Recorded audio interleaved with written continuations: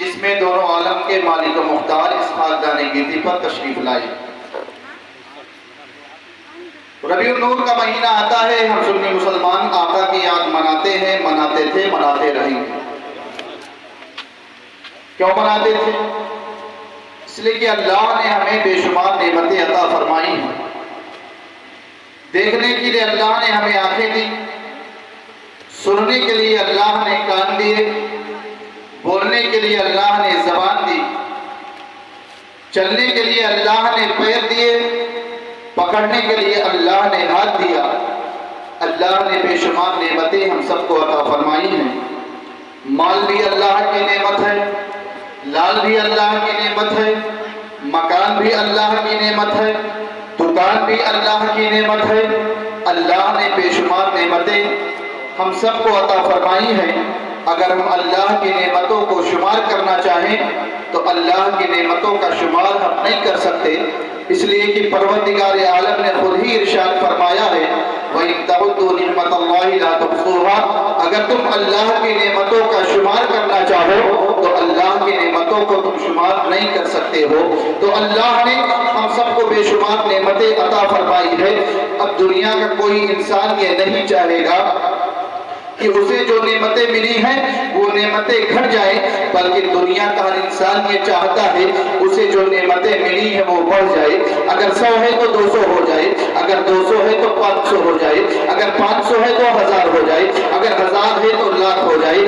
دنیا کا ہر انسان چاہتا ہے کہ اللہ نے اسے جو نعمتیں عطا کی ہیں ان نعمتوں میں اضافہ ہو جائے، ان نعمتوں میں بڑھوتری ہو جائے۔ لیکن اب سوال اس بات کا ہے نعمتوں میں اضافہ کیسے ہو، نعمتوں میں بڑھوتری کیسے ہو؟ تو ایک مسلمان ہونے کے ناطے ہم نے قرآن کریم سے پوچھا اے قرآن تو بتا دے نعمتوں میں اضافہ کیسے ہو، نعمتوں میں بڑھوتری کیسے ہو؟ تو قرآن نے ارشاد فرمایا لَإِن شَكَرْتُمْ لَأَزِيدَنَّكُمْ، اگر تم اللہ کا شکریہ ادا کرو گے اللہ تمہاری نعمتوں کو بڑھا دے گا۔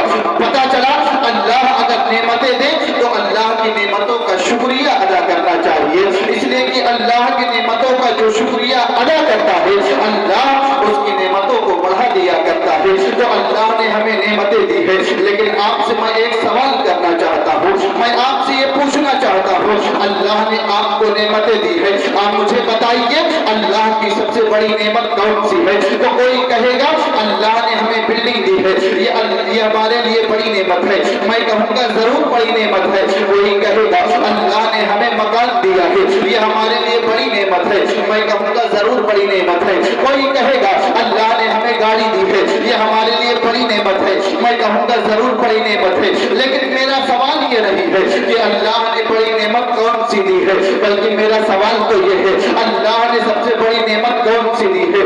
اب جب ہم نے سوال کیا ہے تو ہمیں جواب دے دیتے ہیں۔ آئیے میں آپ کو بتاتا چلوں اللہ نے سب سے بڑی نعمت کون سی دی ہے، تو میں آپ کو بتاؤں اللہ نے ہمیں دیکھنے کے لیے آنکھیں دی ہے، پکڑنے کے لیے ہاتھ دیے ہیں، چلنے کے لیے پیر دیے ہیں، بولنے کے لیے زبان دیا ہے، دیکھنے کے لیے آنکھ دیا ہے۔ اللہ نے ہمیں بے شمار نعمتیں عطا کیا ہے، لیکن میں آپ کو بتاؤں جس کے صدقے میں ہمیں یہ ساری نعمتیں ملی ہے وہ رسول اللہ کی سب سے بڑی نعمت ہے۔ جن کے صدقے میں یہ کائنات بنائی گئی ہے وہ میرے آقا اللہ کی سب سے بڑی نعمت ہے۔ جن کے صدقے میں یہ آسمان کا شامیانہ لگایا گیا ہے وہ میرے آقا سب سے بڑی نعمت ہے۔ تو پتہ چل گیا اللہ نے ہمیں جو نعمتیں دی ہے میرے آقا کے صدقے میں دی ہے۔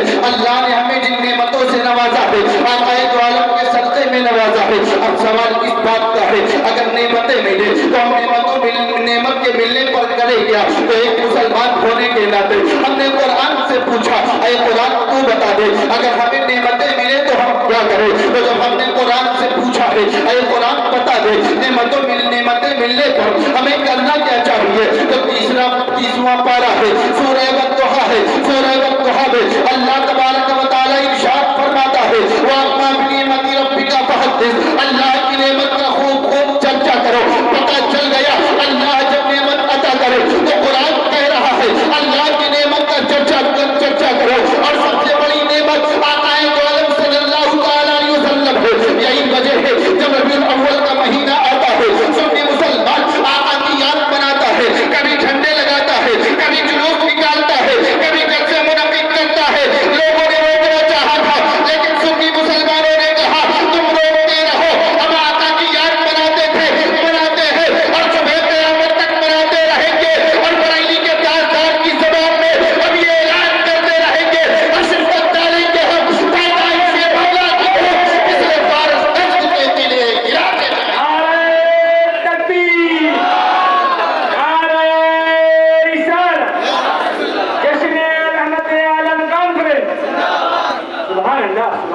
میں آ رہی کہ نہیں آ رہی؟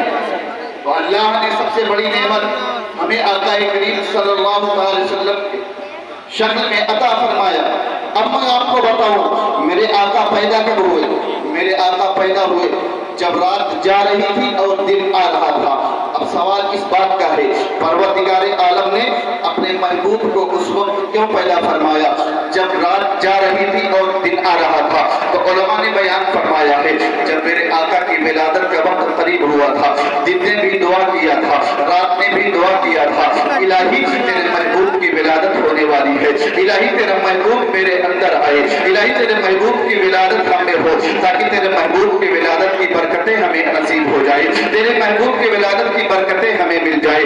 پروردگار عالم نے دن کی بھی دعا کو قبول فرما لیا اور رات کی بھی دعا کو قبول فرما لیا، اور پروردگار عالم نے اپنے محبوب کی ولادت اس وقت فرمائی ہے جب رات جا رہی تھی اور دن آ رہا تھا۔ اسی کی طرف اشارہ کرتے ہوئے بریلی کے تاجدار نے فرمایا تھا جس سہانی گھڑی چمکا طیبہ کا چاند اس دل افروز ساعت پہ لاکھوں سلام۔ اب میں آپ کو بتانا یہ چاہتا ہوں اللہ نے اپنے محبوب کو ربیع الاول کے مہینے میں سوموار کے دن پیدا فرمایا۔ اللہ تبارک و تعالیٰ نے اپنے محبوب کو نہ تو مبارک راتوں میں پیدا فرمایا ہے اور نہ مبارک دن میں پیدا فرمایا ہے۔ یعنی میں آپ کو بتانا یہ چاہتا ہوں اللہ کے محبوب نہ تو رمضان میں پیدا ہوئے ہیں، اللہ کے محبوب نہ تو لیلۃ القدر میں پیدا ہوئے ہیں، اللہ کے محبوب نہ تو شعبان کی 15ویں رات میں پیدا ہوئے ہیں، اللہ کے محبوب نہ تو جمعہ کی رات میں پیدا ہوئے ہیں۔ اب سوال اس بات کا ہے پروردگار عالم نے مبارک دن اور مبارک رات میں اپنے محبوب کو کیوں پیدا نہیں فرمایا؟ اللہ تبارک و تعالیٰ نے ربیع الاول میں پیر کے دن کیوں پیدا فرمایا؟ تو علماء بیان فرماتے ہیں اس کا جواب 4 طریقوں سے دیا گیا ہے۔ پہلا جواب یہ ہے کہ پیر کے دن پھل اور درخت پیدا فرمائے گئے ہیں، پیر کے دن پھل کو بھی پیدا فرمایا گیا ہے اور درخت کو بھی پیدا فرمایا گیا ہے۔ اب میرے آقا کو پیر کے دن پیدا فرما کر کے یہ اشارہ دیا گیا ہے جس طرح انسان کے مادی حیات کے اسباب کو پیر کے دن پیدا فرمایا گیا ہے، اسی طرح انسان کے روحانی حیات کا سبب کامل بھی پیر کے دن پیدا فرمایا گیا ہے۔ اور دوسری وجہ یہ ہے ربیع کا معنی ہوتا ہے بہار کے، انسان کا گلشن صدیوں سے آباد تھا لیکن اس میں بہار اس وقت آئی ہے جب میرے آقا کی ولادت ہوئی ہے، مصطفیٰ جان رحمت اس دنیا میں تشریف لائی ہے۔ اور تیسری وجہ یہ بیان فرمائی جاتی ہے ربیع کی جو فصل ہوتی ہے وہ تمام فصلوں سے ممتاز ہوا کرتی ہے، ربیع کی جو فصل ہوتی ہے وہ تمام فصلوں میں ممتاز ہوا کرتی ہے۔ اللہ تبارک و تعالیٰ نے میرے آقا کو ربیع الاول کے مہینے میں پیدا فرما کر کے یہ اشارہ دیا ہے میرے مصطفیٰ جو شریعت لے کر کے آئے ہیں وہ شریعت تمام شریعتوں سے افضل ہے، میرے آقا جو شریعت لے کر کے آئے ہیں وہ شریعت تمام شریعتوں میں ممتاز ہے۔ اور میں آپ کو بتاتا چلوں چوتھی بات یہ ہے اگر میرے آقا لیلۃ القدر میں پیدا ہوتے، اگر میرے آقا شعبان کی 15ویں رات میں پیدا کیے جاتے، اگر میرے آقا رمضان المبارک میں پیدا کیے جاتے یا جمعہ کی شب میں پیدا کیے جاتے یا مبارک دن اور مبارک رات میں پیدا کیے جاتے تو میرے آقا کو فضیلت ہوتی۔ کوئی استاد کہہ سکتا تھا میرے آقا کو فضیلت ملی ہے تو مبارک دن کی وجہ سے ملی ہے، میرے آقا کو فضیلت ملی ہے مبارک رات کی وجہ سے ملی ہے، تو پروردگار عالم نے میرے آقا کو مبارک دنوں میں بھی پیدا نہیں فرمایا اور مبارک راتوں میں بھی پیدا نہیں فرمایا بلکہ ربیع الاول کے مہینے میں پیر کے دن پیدا فرما کر کے اللہ تبارک و تعالیٰ نے ساری دنیا والوں کو یہ بتا دیا اے دنیا والوں یاد رکھو میرا محبوب کسی سے فضیلت لینے نہیں آیا ہے بلکہ میرا محبوب سب کو فضیلت دینے آیا ہے۔ ارے میرے آقا ایسے فضیلت دیتے ہیں، میرے آقا کے مقام و مرتبے کا عالم یہ ہے میرے آقا سے حضرت ابو بکر نے فضیلت دیا ہے، صداقت کے تاجدار بن گئے ہیں، حضرت عمر نے فضیلت دیا ہے، عدالت کے تاجدار بن گئے ہیں، حضرت عثمان نے فضیلت دیا ہے، صحابت کے تاجدار بن گئے ہیں، حضرت مولا کائنات نے فضیلت دیا ہے، شجاعت کے تاجدار بن گئے ہیں، بریلی کے تاجدار فرماتے ہیں جب تم سے پڑھتے ہیں سب پانے والے میرا دل بھی چمکا کے چمکانے والے اور برستا نہیں دیکھ کر اپنے رحمت بدل پر بھی برساتے تو میرے آقا کو پروردگار عالم نے پیر کے دن پیدا فرمایا ہے، ربیع الاول کے مہینے میں پیدا فرمایا ہے۔ آج کچھ لوگ میرے آقا کو اپنی طرح بشر کہتے ہیں، آج ہم اگر آقا کی یاد بناتے ہیں ان کے دل میں ان کے پیٹ میں درد درد اٹھنے لگتا ہے آقا کی یاد ہم بناتے ہیں، درد انہیں ہوتا ہے۔ کچھ لوگ کہتے ہیں آقا تو ہماری طرح بشر تھے، معاذ اللہ رب العالمین۔ آئیے میرے آقا کی شان کو دیکھتے چلیے، یہ جاہل کیا سمجھیں گے میرے آقا کے مقام و مرتبے کو؟ آئیے میں آپ کو ایک مثال سے سمجھاتا چلوں۔ آپ 11 کا ہندسہ لکھ دیجئے، اور 11 کا ہندسہ لکھنے کے بعد آپ ایک ان پڑھ سے جو پڑھا لکھا نہ ہو اس سے پوچھئے ان دونوں میں فرق کیا ہے، تو وہ کہے گا دونوں کا سائز بھی ایک ہے اور دونوں کا رنگ بھی ایک ہے، اس لیے دونوں میں کوئی فرق نہیں ہے۔ لیکن اگر آپ ایک عالم سے پوچھئے ان دونوں میں فرق کیا ہے، تو عالم کہے گا پہلا اکائی ہے اور دوسرا دہائی ہے۔ دوسرے ایک نے آ کر کے پہلے کے مقام و مرتبے کو بڑھا دیا ہے، اگر دوسرا ایک نہ ہوتا تو پہلا ایک ہی رہ جاتا۔ دونوں میں 1 اور 10 کا فرق ہے۔ دوسرے ایک نے آ کر کے ایک کے مقام و مرتبے کو بڑھا دیا ہے۔ اسی طرح بڑھاتے جاؤ 111 ہو جائے گا، اسی طرح بڑھاتے جاؤ 1111 ہو جائے گا۔ تو پتا چلا جاہل کے سامنے جب یہ سوال رکھا گیا، جاہل کے سامنے جب 11 کا ہندسہ لکھا گیا، اسے کچھ پتا نہیں چل سکا، اس لیے کہ وہ ظاہری صورت دیکھ کر کے کہتا ہے، اور جو عالم ہوتا ہے وہ مقام و مرتبے کو دیکھ کے کہتا ہے کہ پہلا اکائی ہے، دوسرا دہائی ہے، تیسرا سینکڑا ہے، چوتھا ہزار ہے، پانچواں 10,000 ہے اور چھٹا لاکھ ہے۔ تو عالم لاکھ تک پہنچ گیا اور جاہل کو کچھ پتا نہیں چل سکا، جاہل کو کچھ پتا نہیں چل سکا۔ بلا تشبیہ و تمثیل میرے آقا لباس بشر میں تشریف لائے ہیں، لیکن آپ کے مقام و مرتبے کا عالم یہ ہے، میرے آقا اشارہ فرما دیتے ہیں، ڈوبا ہوا سورج پلٹ آتا ہے، میرے آقا اشارہ فرما دیتے ہیں، چاند اپنا سینہ چاند کر دیتا ہے، میرے آقا اشارہ فرما دیتے ہیں، آپ کے انگلی کے کھائیوں سے پانی کے چشمے جاری ہو جاتے ہیں۔ پتا چلا اللہ تبارک و تعالیٰ نے میرے آقا کو بے مثلوں بے مثال بنایا ہے۔ جس طرح جاہل ایک اکائی اور دہائی کے فرق کو نہیں جان سکا، اسی طریقے سے آج کا یہ آدمی جو آقا کو اپنی طرح بشر کہتا ہے، وہ میرے آقا کے مقام و مرتبے کو نہیں جان سکا ہے۔ معلوم ہوا ولیرا ولی بھی شناسر اور نبیرا نبی بھی شناسر، یعنی ولی کو پہچانتا ہے اور نبی کو پہچانتا ہے۔ اب میں آپ کو بتانا یہ چاہتا ہوں، اب میں آپ سے کلیئر یہ کرنا چاہتا ہوں، اور دیکھو میرے آقا کا مقام و مرتبہ کیا ہے، اور دیکھو میرے آقا کی شان کیا ہے۔ پروردگار عالم نے میرے آقا کو کیا مقام و مرتبہ عطا فرمایا ہے، اور دیکھو تو صحیح اللہ تبارک و تعالیٰ نے آپ کو مقام و مرتبہ دیا ہے۔ آج کچھ کتابیں پڑھ کر کے لوگ کہتے ہیں معاذ اللہ رب العالمین آقا ہماری طرح بشر ہے۔ مسلمانوں یاد رکھنا، جو کہے ہم نبی کی عظمت کو سمجھ گئے ہیں، ہم نبی کے مقام و مرتبے کو سمجھ گئے ہیں، آقا ہماری طرح بشر ہے، تو سمجھ جانا اس نے کچھ نہیں سمجھا ہے، اس لیے کہ آقا تو عالم صلی اللہ تعالیٰ علیہ وسلم کے حقیقت کو کوئی جان ہی نہیں سکتا ہے۔ میرے آقا نے حضرت ابوبکر صدیق سے فرمایا تھا، اے ابوبکر صدیق تم سفر و حضر میں میرے ساتھ رہے ہو، لیکن آج سن لو یا ابوبکر لم یعرفنی حقیقت غیر ربی، اے ابوبکر میری حقیقت کو میرے رب کے علاوہ کسی نے جانا ہی نہیں ہے،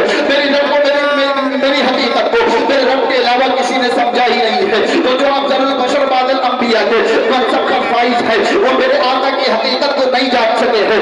آج دو کتابیں پڑھ کر کے لوگ کہتے ہیں آج دو کتابیں پڑھ کر کے لوگ یہ دعویٰ کرتے ہیں اب آقا کی حقیقت کو جان گئے ہیں، اور آقا کے مقام و مرتبے کو سمجھنا ہے، اور قائد سدرہ کی بارگاہ میں چلتے ہیں اور عریضہ پیش کرتے ہیں۔ اے قائد سدرہ، آپ نے حضرت آدم کو بھی دیکھا ہے، آپ نے حضرت نوح کو بھی دیکھا ہے، آپ نے حضرت شیش کو بھی دیکھا ہے، آپ نے 1,24,000 یا کم و بیش 2,24,000 انبیاء کرام کو دیکھا ہے، آپ نے پوری دنیا کا چکر لگایا ہے۔ ذرا آپ بتا دیجئے میرے آقا کا مقام و مرتبہ کیا ہے، ذرا آپ بتا دیجئے میرے آقا کو پروردگار عالم نے کیسا حسین و جمیل پیدا فرمایا تھا۔ جب ہم نے قائد سدرہ کی بارگاہ میں یہ سوال رکھا ہے، قائد سدرہ نے جواب دیا ہے، قلبت الارض مشارقها ومغاربها لم اجد رجلا افضل من محمد صلی اللہ تعالی علیہ وسلم۔ قائد سدرہ جواب دیتے ہیں میں نے زمین کو الٹ پلٹ کر کے دیکھا ہے، میں نے مشرق کو بھی دیکھا ہے، میں نے مغرب کو دیکھا ہے، لیکن آقا عالم صلی اللہ تعالی علیہ وسلم سے زیادہ حسین و جمیل، آقا سے زیادہ افضل میں نے کسی کو نہیں پایا۔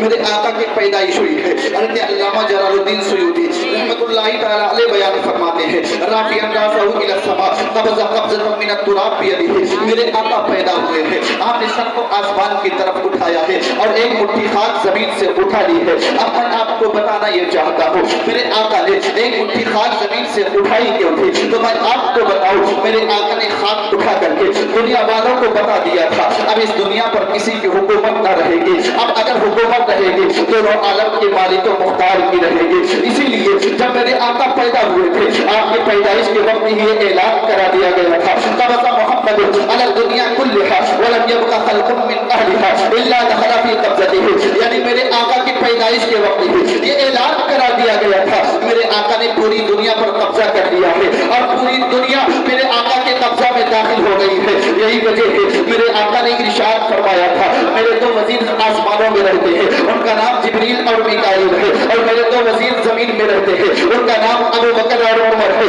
اب میں آپ کو بتانا یہ چاہتا ہوں وزیر ہوتے کس کے ہیں اور وزیر کہاں ہوتے ہیں؟ وزیر بادشاہوں کے ہوتے ہیں، اور جس کی جہاں حکومت ہوتی ہے وزیر وہی ہوتے ہیں۔ مثال کے طور پر اگر کسی کی حکومت ہندوستان میں ہو اس کے وزیر ہندوستان میں ہوں گے، اگر کسی کی حکومت پاکستان میں ہو اس کے وزیر پاکستان میں ہوں گے، اگر کسی کی حکومت بنگلہ دیش میں ہو اس کے وزیر بنگلہ دیش میں ہوں گے، اگر کسی کی حکومت سری لنکا میں ہو اس کے وزیر سری لنکا میں ہوں گے، یعنی جس کی جہاں حکومت ہوگی وزیر اس کے وہی ہوں گے۔ اب میرے آقا نے ارشاد فرما دیا ہے میرے دو وزیر آسمانوں میں ہے اور دو وزیر زمینوں میں ہے۔ پتہ کیا چلا؟ پتہ یہ چلا پروردگار عالم نے میرے آقا کو کل جہاں کا مالک و مختار بنا کر کے بھیجا ہے۔ پروردگار عالم نے میرے آقا کو کل جہاں کا مالک و مختار بنا دیا ہے، اسی لیے بریلی کے تاجدار نے فرمایا ہے خالق کل نے آپ کو مالک کل بنا دیا، دونوں جہاں ہے آپ کے قبضہ و اختیار۔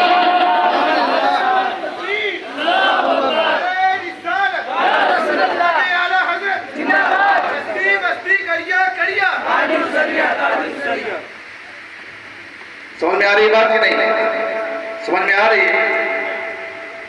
تو آقائد عالم صلی اللہ علیہ وسلم کی پیدائش کے وقت ہی حضرت آمینہ بیان فرماتی ہے میں نے یہ اعلان سنا تھا کہ محمد صلی اللہ علیہ وسلم کو مشرق و مغرب کی سیر کراؤ اور سمندر کی بھی سیر کراؤ تاکہ تمام لوگ آپ کی ذات سے بھی واقف ہو جائے، تمام لوگ آپ کی صورت سے بھی واقف ہو جائے، تمام لوگ آپ کے نام سے بھی واقف ہو جائے۔ حضرت آمینہ بیان فرماتی ہے اس کے بعد یہ اعلان ہوا تھا محمد کی سیر مکمل ہو گئی ہے اور محمد نے ساری دنیا پر قبضہ کر لیا ہے۔ اور دیکھو میرے آقا کی شان کیا ہے، میرے آقا کی شان یہ ہے میرے آقا پیدا ہوئے ہیں، ایوان کسریٰ میں زلزلہ آیا ہے، اس کے 14 ٹکڑے گر گئے تھے۔ اب ایوان کسریٰ میں زلزلہ کیوں آیا تھا اور اس کے 14 ٹکڑے کیوں گر گئے تھے؟ تو اس میں اشارہ اس بات کی جانب تھا اب کسریٰ کی حکومت ختم ہونے والی ہے، اب میرے آقا کی حکومت شروع ہونے والی ہے۔ اور یہی نہیں کسریٰ کی ایوان میں زلزلہ آیا تھا بلکہ فارس کی آگ جو ہزار برس سے روشن تھی فارس کی آگ بھی بجھ گئی تھی۔ اب فارس کی آگ کیوں بجھی تھی؟ تو اس میں اشارہ اس بات کی جانب تھا رحمت للعالمین کی ولادت ہو گئی ہے، اب رب کی رحمتوں کا نزول شروع ہو جائے گا، اب رب کی رحمتوں کا نزول شروع ہو گیا ہے۔ اور یہی نہیں کہ فارس کی آگ بجھی تھی میرے آقا پیدا ہوئے تھے، حضرت جبریل امین نے 3 جھنڈے دیے تھے، ایک جھنڈا کعبہ معظمہ کے چھت پر گاڑ دیا تھا، ایک جھنڈا مشرق میں گاڑ دیا تھا، ایک جھنڈا مغرب میں گاڑ دیا تھا۔ اب سوال اس بات کا ہے حضرت جبریل امین نے مشرق اور مغرب میں جھنڈا کیوں لگایا تھا؟ مشرق اور مغرب میں جھنڈا لگانے کی حکمت کیا تھی؟ تو آئیے میں آپ کو بتاتا چلوں سورج پورب سے نکلتا ہے اور پچھم میں ڈوبتا ہے اور قرب قیامت میں پچھم سے سورج نکلے گا اور پورب میں ڈوبے گا۔ حضرت جبریل امین نے مشرق اور مغرب میں جھنڈا لگا کر کے اس بات کی جانب اشارہ دیا تھا جب تک سورج پچھم پورب سے نکلے گا اور پچھم میں ڈوبتا رہے گا اور قرب قیامت میں سورج جب پچھم سے نکلے گا اور پورب میں ڈوبتا رہے گا میرے آقا کی حکومت رہے گی۔ ظاہری حکومت کسی کی بھی ہو لیکن حقیقت میں حکومت رہے گی جو میرے آقا کی رہے گی۔ اسی لیے بریلی کے تاجدار فرماتے ہیں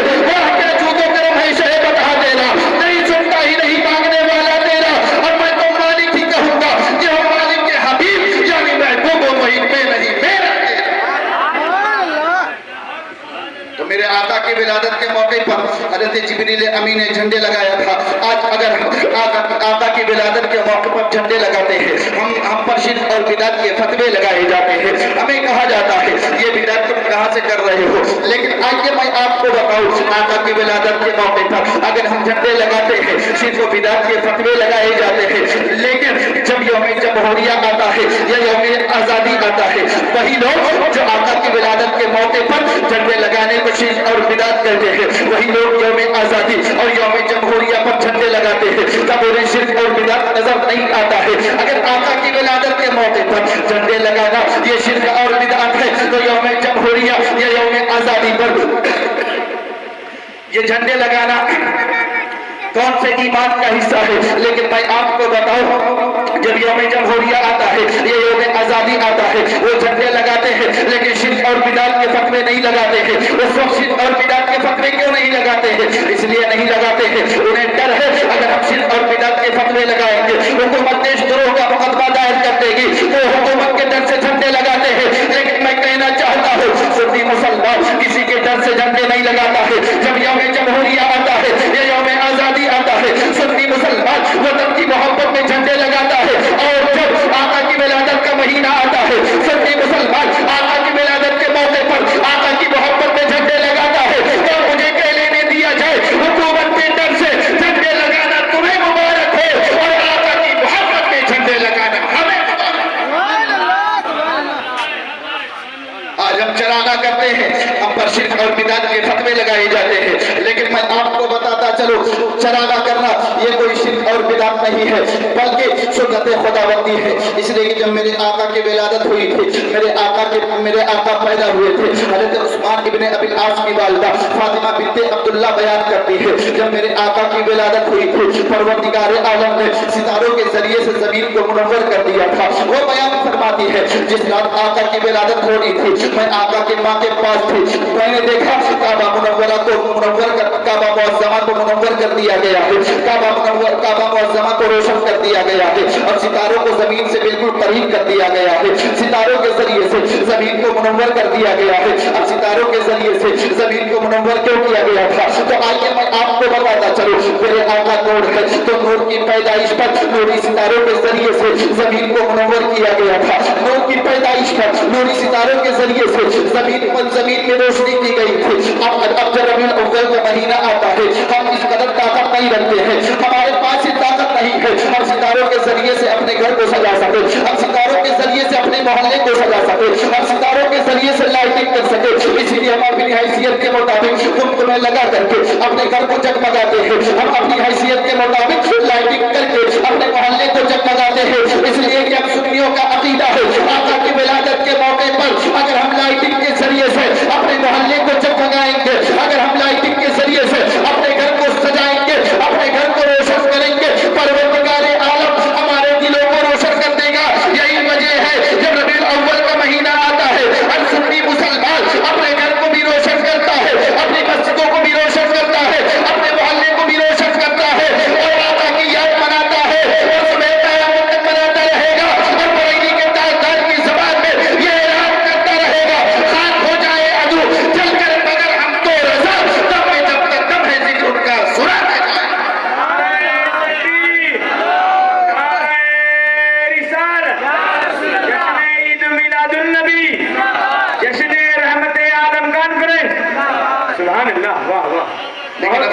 اب سوال اس بات کا ہے کہ آقا کی یاد ہم مناتے ہیں, درد انہیں ہوتا ہے, آقا کی یاد ہم مناتے ہیں, تکلیف انہیں ہوتی ہے, آخر یہ کام کیوں نہیں کرتے ہیں؟ تو آئیے میں آپ کو مثال دے کر کے سمجھاؤں. میرا ٹائم ختم ہونے والا ہے.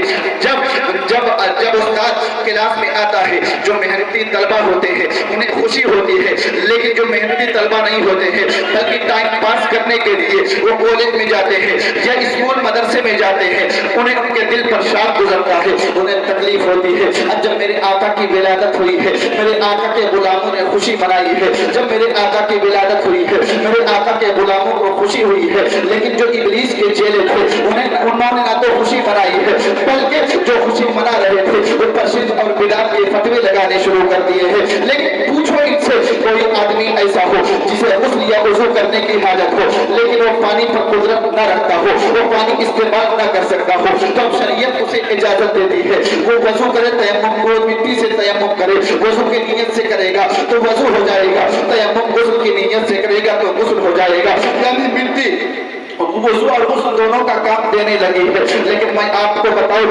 صفائی یہ پانی کے ذریعے سے ہوتا ہے، صفائی مٹی کے ذریعے سے نہیں ہوتی ہے۔ اب سوال اس بات کا ہے مٹی کو یہ عظمت ملی کہاں سے ہے، مٹی کو مرتبہ ملا کہاں سے ہے؟ تو آئیے میں آپ کو بتاتا چلوں مٹی کو یہ عظمت ملی ہے میرے آقا کی ولادت کے صدقے میں ملی ہے، مٹی کو یہ عظمت ملی ہے میرے آقا کے قدم ناز کی برکت سے ملی ہے، اس لیے کہ جب میرے آقا کی ولادت ہوئی ہے اور میرے آقا نے اپنے قدم مبارک کو زمین پر رکھا ہے، پروردگار عالم نے اس مٹی کو ایسا پاک کر دیا ہے، ایسا پاک کر دیا ہے، یہی مٹی وضو کا بھی کام دینے لگی ہے اور یہی مٹی غسل کا بھی کام دینے لگی ہے۔ اس لیے کہ اگر کسی کے یہاں بچہ پیدا ہوتا ہے تو ایک گھر والے خوشی مناتے ہیں میرے آقا کی ولادت ہوئی ہے، ساری کائنات نے خوشی منایا ہے۔ اگر کسی بڑے گھر میں بچہ پیدا ہوتا ہے تو زیادہ لوگ اس خوشی میں شریک ہوتے ہیں، لیکن میرے آقا کی ولادت ہوئی ہے ایک گھر والے دو گھر والے نہیں، ایک محلے دو محلے والے نہیں، ایک ملک دو ملک والے نہیں، بلکہ ساری کائنات نے خوشی منائی ہے، جو خوشی منائی ہے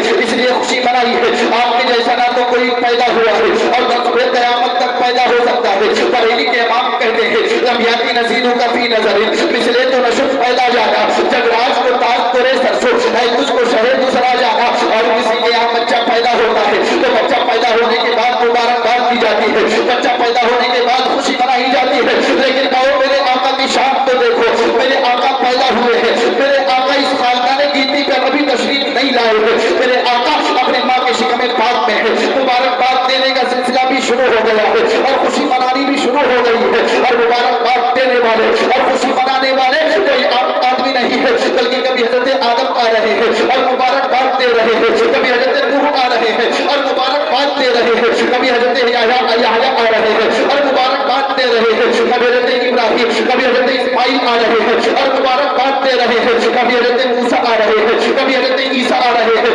مبارکباد دے رہے ہیں اور خوشی منا رہے ہیں۔ پتہ چلا میرے آقا کی ولادت کے موقع پر نبیوں نے بھی خوشی منائی تھی، ساری کائنات نے خوشی منائی تھی۔ اب سوال اس بات کا ہے ساری کائنات نے خوشی منائی تھی، لیکن کیا کوئی آدمی ایسا بھی ہے جس نے آقا کی ولادت کے موقع پر خوشی نہیں منائی تھی؟ تو جب ہم تاریخ پڑھتے ہیں تو ایک ہی شخص ملتا ہے جسے شیطانوں کا سردار ابلیس کہا جاتا ہے۔ جب میرے آقا کی ولادت ہوئی تھی ابلیس روتا ہوا بھاگا تھا اور پہاڑ پر گیا تھا اور چیخ رہا تھا۔ شیطانوں نے پوچھا تھا آخر تجھے کیا ہو گیا ہے، تو اتنا چیخ کیوں رہا ہے؟ تو ابلیس نے کہا تھا آج دونوں عالم کے مالک و مختار کی پیدائش ہوئی ہے، آج دونوں عالم کے مالک و مختار اس خاندان گیتی میں تشریف لائے ہیں، اسی لیے میں چیخ رہا ہوں، اسی لیے میں رو رہا ہوں۔ پتہ چلا میرے آقا کی ولادت ہوئی ہے، نبیوں نے خوشی منائی ہے، میرے آقا کی ولادت ہوئی ہے، ساری کائنات نے خوشی منائی ہے۔ اور جب آقا کی ولادت کا موقع آتا ہے جو ابلیس کے چہرے ہیں وہ خوشی نہیں مناتے ہیں، اور جو میرے آقا کے غلام ہیں وہ خوشی مناتے ہیں، جھنڈے لگاتے ہیں، چراغاں کرتے ہیں اور خوشیاں مناتے ہیں اور یہ اعلان کرتے ہیں مثال تیرے چہل پہل پر ہزاروں عید ربیع الاول، مثال تیری چہل پہل پر ہزاروں عید ربیع الاول، سوائے ابلیس کے جہاں میں سبھی تو خوشیاں مناتے ہیں۔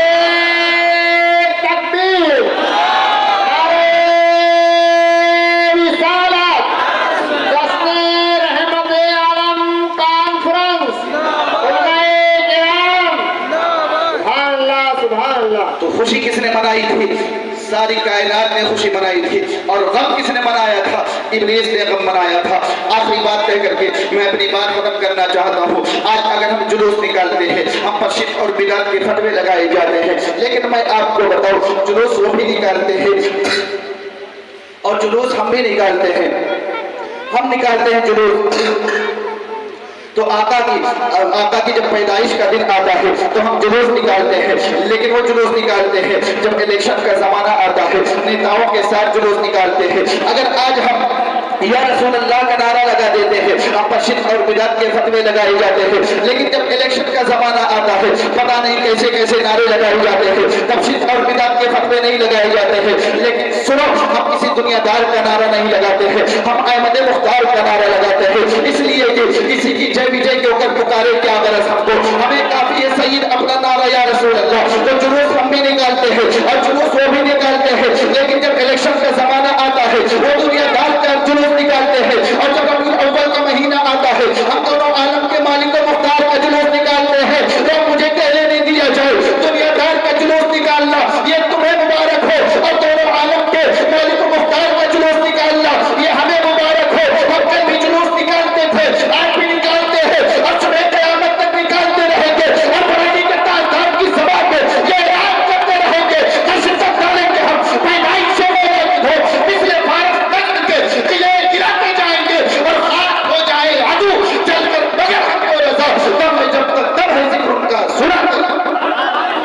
परवरदिगार आलम की बारगाह में दुआ है, परवरदिगार आलम हम सबों को आका करीम से सच्ची मोहब्बत करने की तौफीक अता फरमाए और हम सबों को मसलक आला हज़रत के मुताबिक अपनी जिंदगी गुजारने की तौफीक अता फरमाए। वाखिर दावाना अल्हम्दुलिल्लाहि रब्बिल आलमीन। अस्सलाम।